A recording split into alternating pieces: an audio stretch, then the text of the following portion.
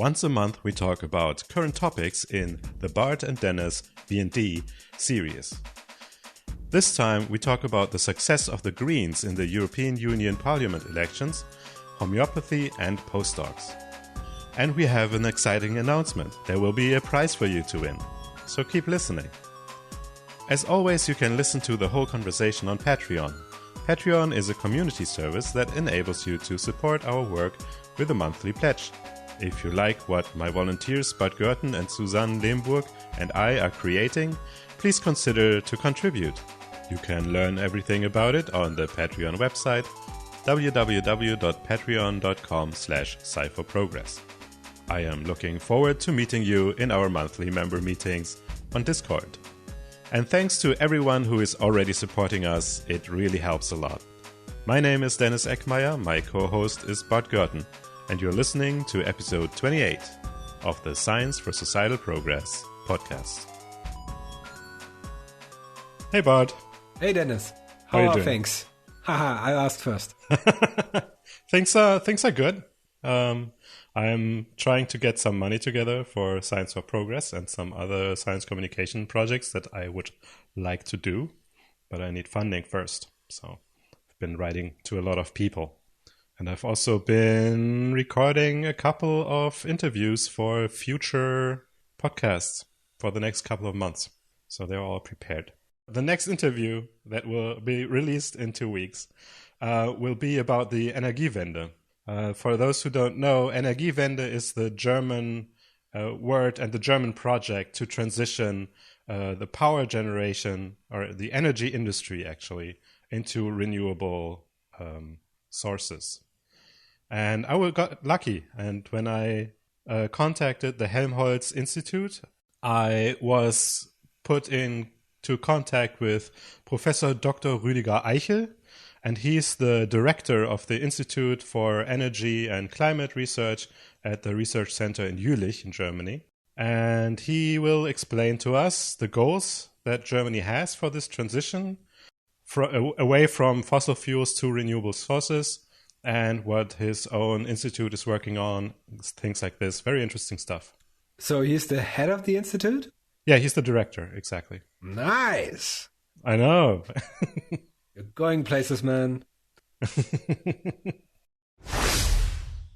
Oh, that's a smooth transition to our first topic, isn't it? Like from renewable energies to the European elections and the tremendous success of the ecologist parties, which is all Rizzo's fault. Oh, I think also this is mostly not known by non-German listeners. What? But all of Europe voted more green this time, so everybody must have seen Rizzo's video. There's a German YouTuber. There are such things as German YouTubers, and he's called Rizzo. Yeah, Rizzo. And he made a video about why not vote for the Conservative Party and how they actually endanger the environment, etc., etc. And seemingly the media took this as the pivoting moment of German politics, which will lead into the idea that if not, how many people, 2 million, saw that video, we would have voted for the Conservatives. Yeah. Because that's how young people are. They always vote for the Christian conservatives. It also completely ignores the fact that there have been the youth has been on strike for like half a year every Friday. And they're like, oh no, it's all Rizzo's fault. I voted for the Greens, but I had some problems with that. Because they have a very strong opinion about animal experiments, and it's not very differentiated between where animal consumption is okay and where it could be reduced. But it's a general no to animal experiments. Yeah. They are also strongly against all genetic alterations in agriculture, which is also a big problem for me. So these two things are the main things that why I don't like the Green Party. I would actually have thought that you would vote for the Humanists or something like that, but maybe those parties are too small. So the Humanists are basically an scientific party. They want evidence-based politics, which sounds awesome to me. I would totally subscribe to that. The problem, though, is they have not enough power to start real movement, and we need some action in Germany towards climate change, and voting for them wouldn't bring direct change in any which way. On top of that, sure. I fear there is no general politic theme in their party. And this is, I learned this very late in my view of politics. This seems to be a very important thing. If you don't have like a general theme, something that people can align their thoughts with, you get this vacuum of politics that we have in Germany, where things are pragmatically pretty good. Like, I'm not a fan of Angela Merkel, but she does pretty pragmatic, pretty solid job. Yeah. But that creates this empty space that then populists and right-wing parties can use to build up their own movement. But on top of that, she's still not in my corner of politics. She's still very conservative. She has very conservative views. But like, if I look around in German politics, it's really hard to find somebody of the same caliber in any other party. That's really problematic. It's especially problematic since the Social Democrats that I usually voted for have at the moment really nothing to offer, like personal-wise or politic-wise. And it's horrific because their policies are not too bad. You can use them and they are good common sense politics, but I don't see anybody who would be able to take over chancellorship anytime soon. Right. So with the Social Democrats, I personally think of myself as being a Social Democrat because, I mean, the two are just two good things, right? Being social and being a Democrat. These are just good things, right? No, I think at the moment they really have a problem that I guess till 1990s you could still reach a lot of people by using the social argument. And still, if you look at Social Democrat policies, they are still always thinking about what will this do to the jobs? Can we do climate change without changing the jobs? Will more people be unemployed? What about the employment rate? Right. And as much as I understand that view, climate change has more priority. And of course, this will change jobs. You are not going to be a coal miner in a renewable energy society. And I'm sorry for all the coal miners, which I think are great people and it's a great job, but we also don't have wagon rights anymore. And these were also great people with great jobs. Yeah, absolutely. It's also time goes on. There's also this traditional link with unions in the mining industry of the Social Democrats, which also leads to this situation where the Social Democrats are actually also in the government, right? Nobody talks about them for some reason. Everybody just talks about the larger party in the government, which are the Christian Democrats.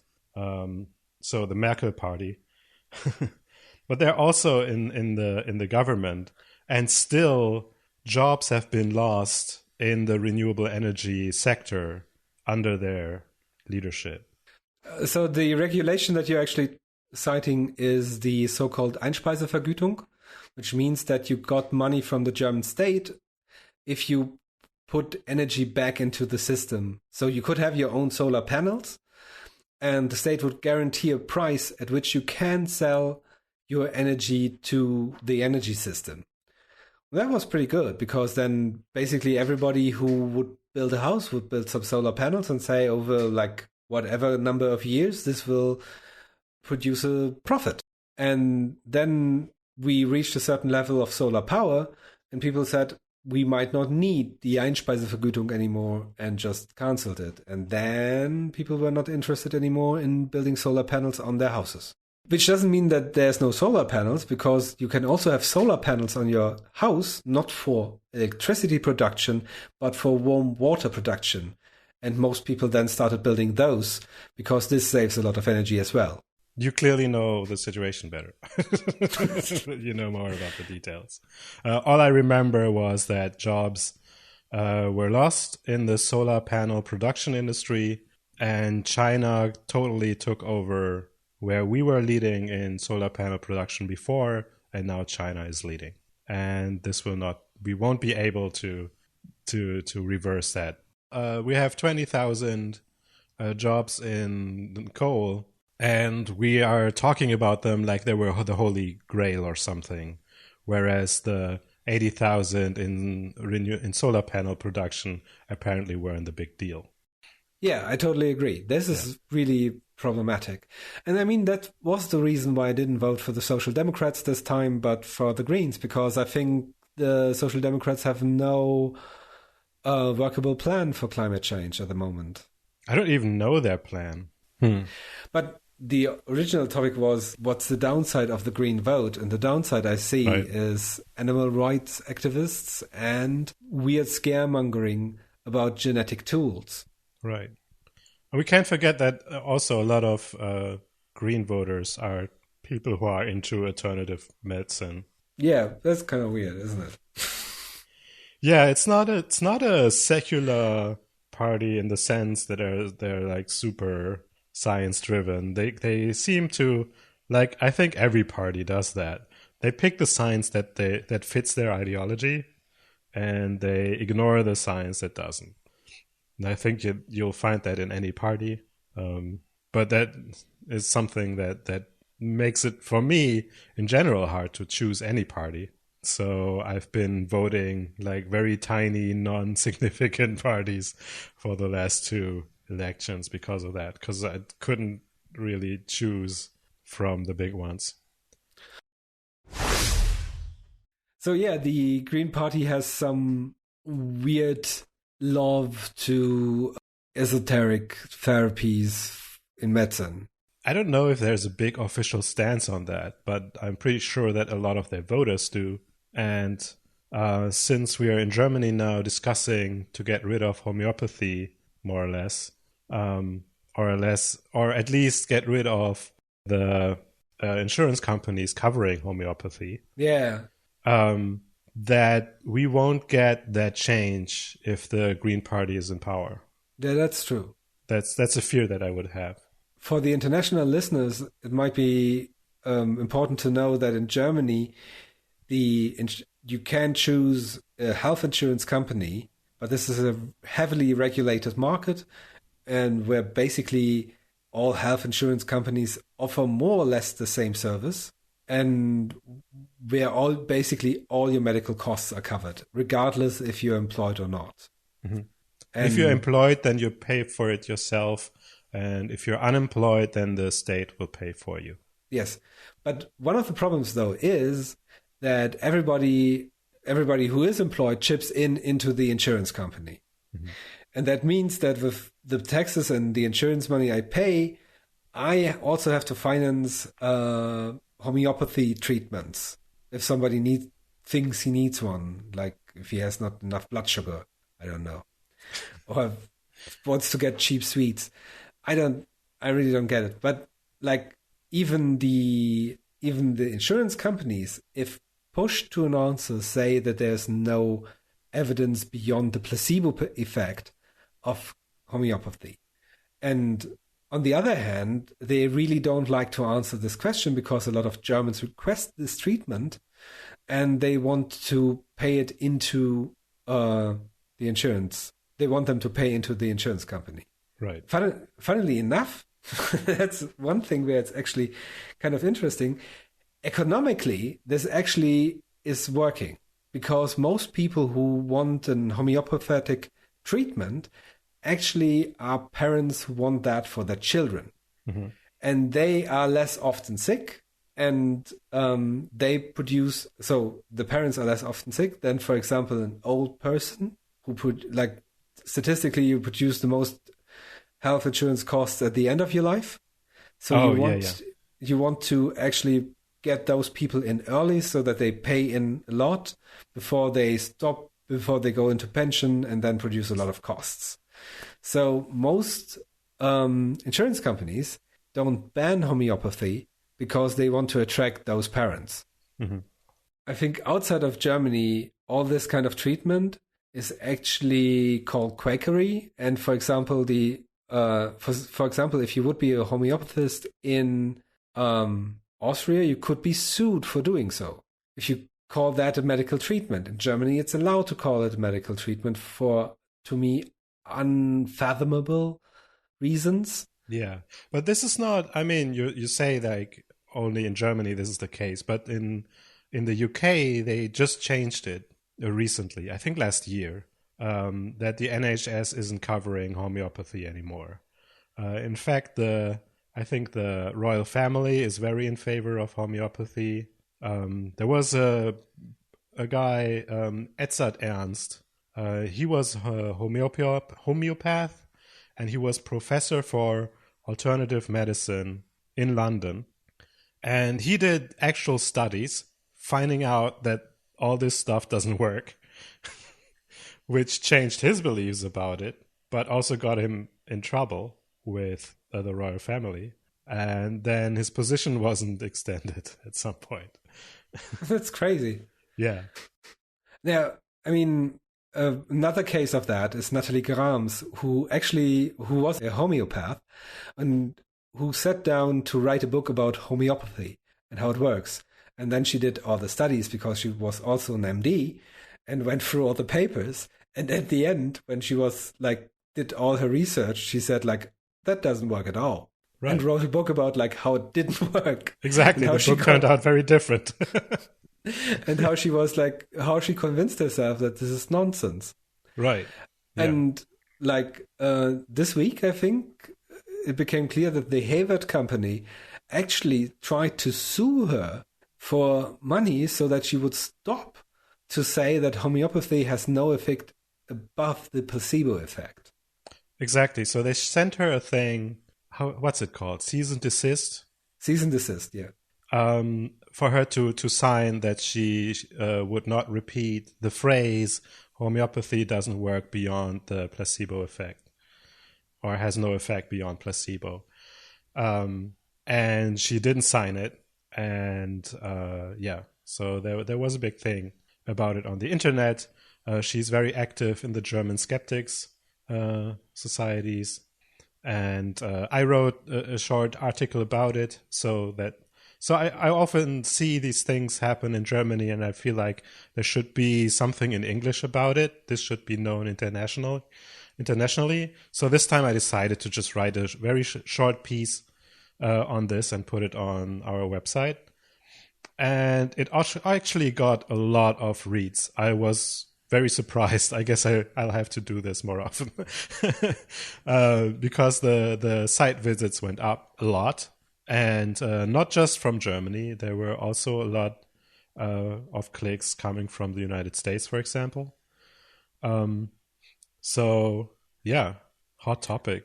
Yeah, especially since Karl Lauterbach, now we can flip back to the old topic. Karl Lauterbach is the chief medical advisor of the Social Democrats, said that this is unbearable and shouldn't be done, and that homeopathy doesn't have an effect above the placebo effect. And he did this, and everybody was like, yes, that's exactly what we say, and why not put it into policy? Why not ban this nonsense once and forever? Right. And there was a very small group of these skeptics who said, like, who is at the moment opening the Grand Convention on Homeopathy in Germany? And turns out it's Manuela Schwesig, the minister president from one of our states, who is a social democrat. No. And I was like, that's really one of the problems I have with politics. It's so hard to get one stance from these people. Right. Like I would vote for Karl Lauterbach directly if I could to be the health minister, because he's very data driven. He has very clear views on many important topics in science and medicine. Is that the guy with a tie? Yeah, that's the guy with the tie. He basically looks like Bill Nye if Bill Nye would be much less charismatic. That's true. But he has the same nerdy vibe. And definitely I would vote for that guy. Karl Lauterbach is a brilliant politician. But yeah, on the other hand, you have people like Manuela Schwesig, who at the same time, in the same party, go and open the grand meeting of homeopathy. Yeah, so that goes back to what I said about the Green Party. I just don't think they really have a party line about this. There is they didn't talk about it. There is no decision. There was no decision made what the party line is on that topic. And I don't think that's a good situation. No, there has to be. I think that's not a good situation, but it's a situation that all parties share. We would need a less confusing stance or less confusing party program from many of those. Yeah. No, anyhow. And on top of that, Natalie got a lot of feedback from Twitter and other media outlets. Facebook, and I hope Hewert can't go through with their threats against, like, basically the truth of the matter. Right.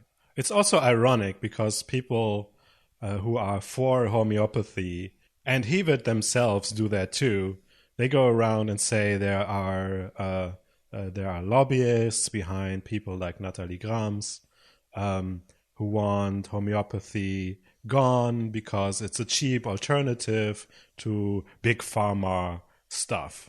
But in reality, it's still the pharma industry that is producing homeopathy. It's the same industry. And they have financial interests to keep doing it. Yeah. So they're literally a pharmaceutical company trying to silence a critic. So that's literally what homeopathy proponents say about the critics. And I think that's quite ironic. Oh, wait. What about the Christmas episode, man? I said there won't be one.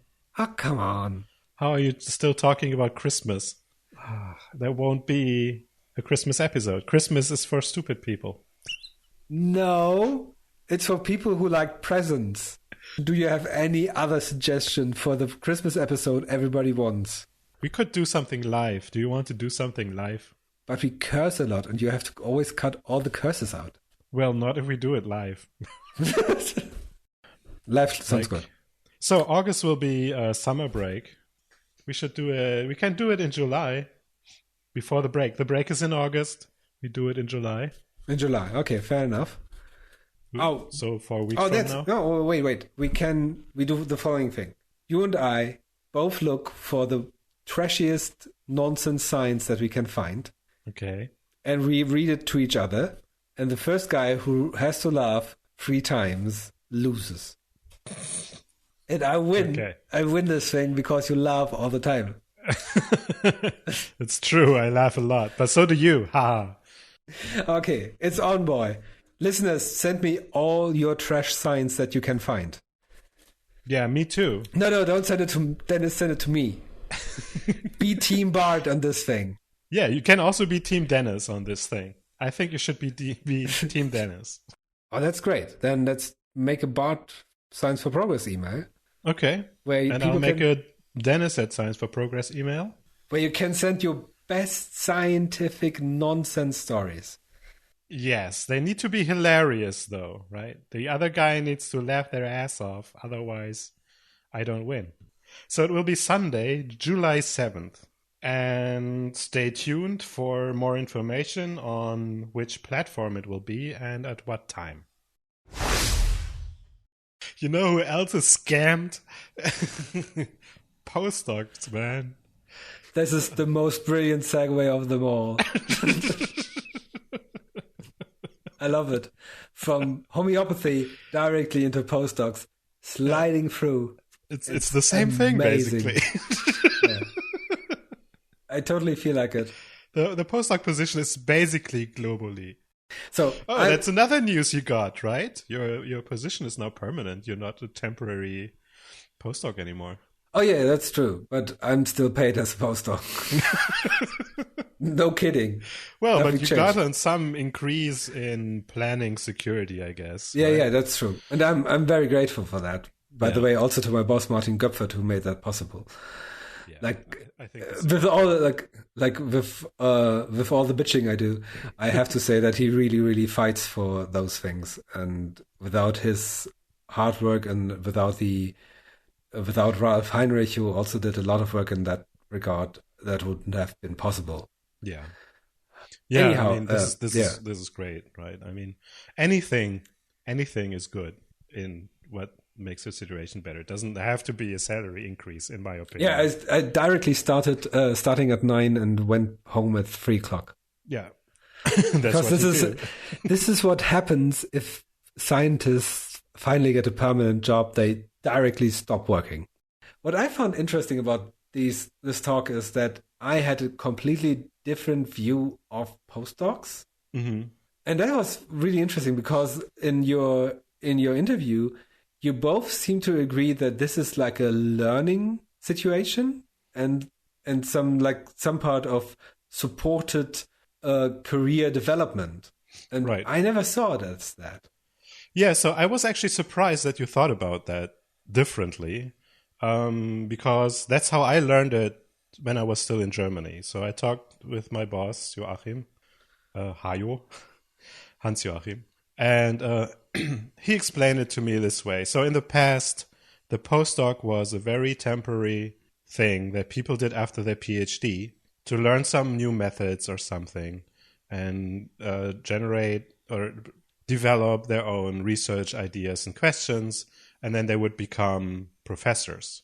And because back in the day, there were relatively so that the ratio between people with PhDs and open professor positions was very, very good. They would do a postdoc for like 2 or 3 years, and then they would become professors in the US, and then that would be tenure track. Whereas in Germany, they would then transition into the Habilitation, which is kind of like a intermediate. So it's not fully independent, and you have an actual qualification at the end, the Habilitation, which allows you to be a teacher, higher education teacher. So because yeah, but interestingly though, I am just doing my habilitation, but I still thought of this like basically now I'm a researcher and I still get some support by a professor if I write a grant or if I have to teach, he's going to tell me like his experience with that course or gives me like his old slides or something like that. But I never thought about it like this guy is going to give me some sort of task that I'm going to learn about and then become a better researcher. Like totally different from the PhD where this actually happened, where like Martin Egelhoff would come around and say like, try to do this experiment this way and would even show me how to do that experiment. Yeah, right. So I think that's what we meant when we said something about apprenticeships, that it's not actually like a teaching thing like in a PhD. It's more like you're given the opportunity to do quote unquote grown up things, right? Like you do things for the professor, and by doing so, with the help of the professor, if you have questions and stuff, you grow into who you have to be in order to be able to become a professor yourself. Okay, I This can think have that's a different very this can have different styles, right? Some might be more like a really a teacher who gives you a task and then they grade you on this or something. Or it can be more subtle. So in your case, obviously, you just be given a lot of freedom. yeah, that's all for me. That was awesome because I could do whatever I like. And my experience as a postdoc was I'll come to the lab of Martin Gottfried and he shows me like his ideas about genetics and how to analyze these in Drosophila. And we do some projects together and we still do that from time to time if we have something that we think both about like as interesting. We work it from different angles and it's basically like the same kind of collaboration that I would have with any other person in the world, but basically because we are just on the same floor, this is much closer. And but I never had the feeling that I'm personally working for him. Mm-hmm. And he never came up with ideas like, would you look at this paper and write a review on it, and then I hand it in. Mm-hmm.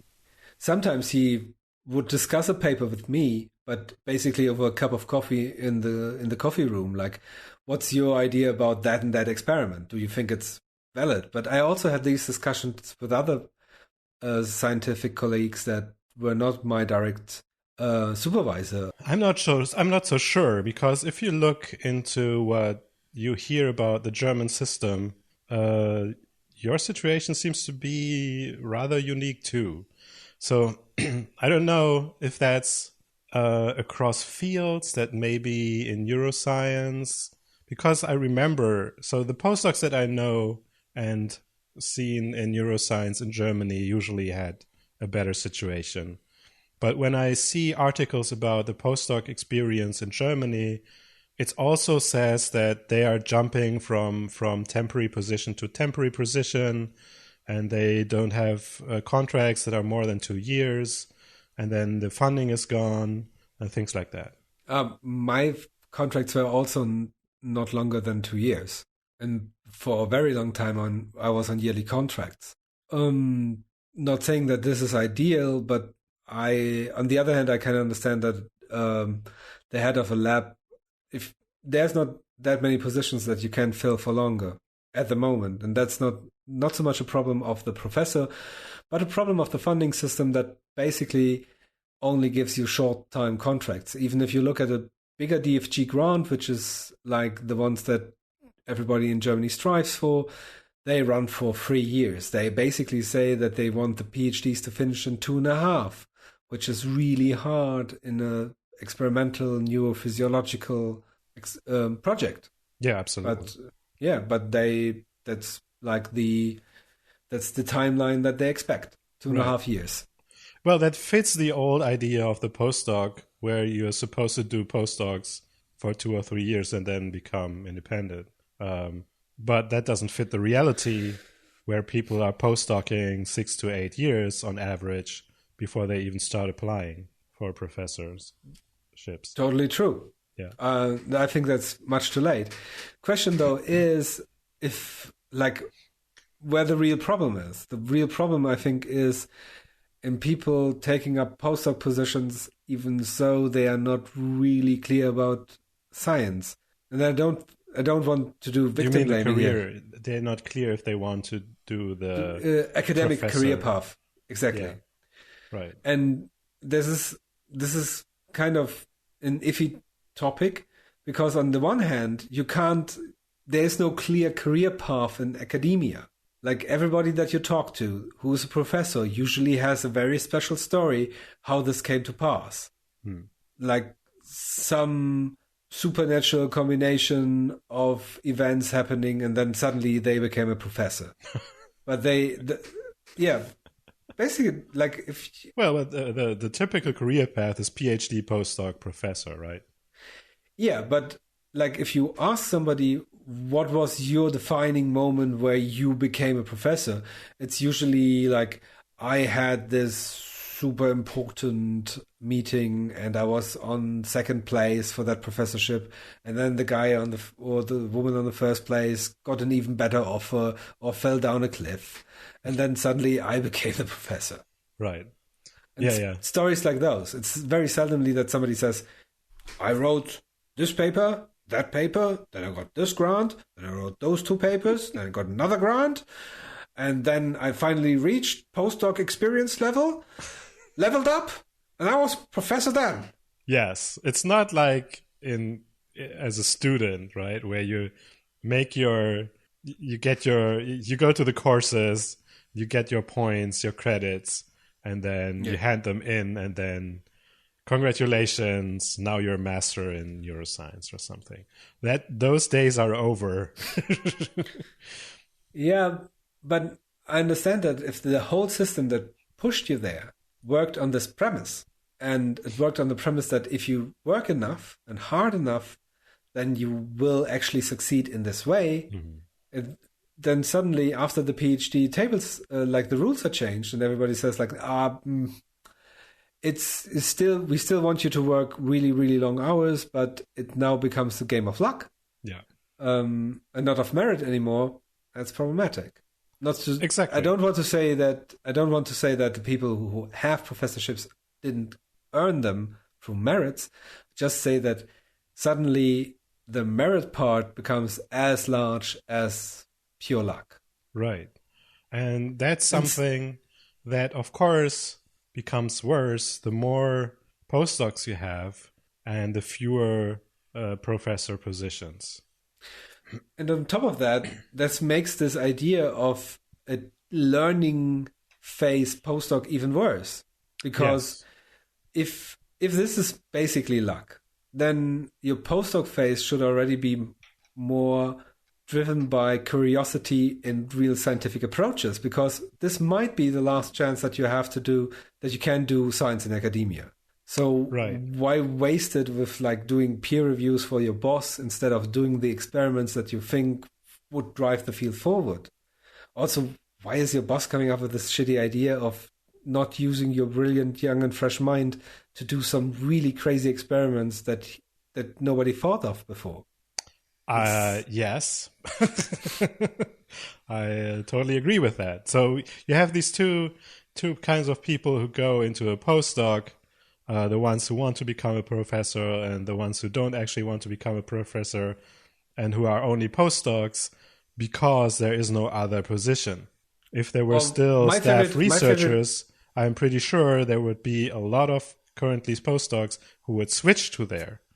And they would not have to take a pay cut in order to have the right to stay in academia, because that's what the pay cut is basically justified by saying, oh, but we are preparing you to become a professor, which most of the people aren't experiencing. Because that's what the postdoc is supposed to be, right? Qualification phase. But wait, so a staff scientist in the US is paid more than a postdoc? See, there's also a very big difference. When I said I didn't get paid more, is because I got paid a staff scientist salary in Germany. Right. So basically between me and all my colleagues is no difference except of the professors. Yeah, so that's a thing in Germany, that you're actually hired by the university, except, and that reminds me of your PhD, when you were on a fellowship. And you can be on a fellowship as a postdoc, right? And then you're not hired. These are different systems. And I must say, so in Portugal, for example, everybody is on stipends. Not even just PhDs and postdocs. A lot of other positions too are on stipends. And the thing is that, yes, you don't have to pay taxes on them, which in the US you have. You have to pay taxes on your stipend in the US. But it's the same thing in Portugal as in Germany, where you don't have to pay taxes on a stipend, but you have to pay your social security yourself, and you have to pay, if you want, extra health care, which in Portugal a lot of people have, but it's also not that expensive. Okay, so healthcare isn't actually a big deal. But overall, these stipends are very low. I think that is still coming from the EU austerity measures, and there have been demonstrations against these very low stipends in academia in Portugal. So yeah, the postdoc experience is very different in different situations, and you seem to have what I think is totally fine as a postdoc experience. I might have been super lucky that I agree on that. Right. Whereas in the US, apparently most people aren't lucky. Based on the research that they did in the Future of Research project that we were talking about in the last podcast episode. What I just thought about is that I think, like, one of the things that I really can say is that I basically at all times liked my job. And I think not only the scientific part, that usually is great, but the best part about being in academia is, from my point of view, working with all these students and like helping them to create a career for themselves, but also harvesting their ideas for questions that you had. And this is it for this time. I hope you enjoyed the episode. And don't forget to tune in on our next episode on the Energiewende in 2 weeks. And mark your calendar for Sunday, July 7th for our first stab at a live video show. Yes, you will be able to watch us. Send us your funniest para and pseudoscience stories. If you support Bart, send it to bart@scienceforprogress.eu. And if you support me, send it to dennis@scienceforprogress.eu. We will randomly select one of you to get a free t-shirt from our merchandise store. And as always, I thank all of our patrons who support us so generously. Have a good day. Bye-bye. Bye.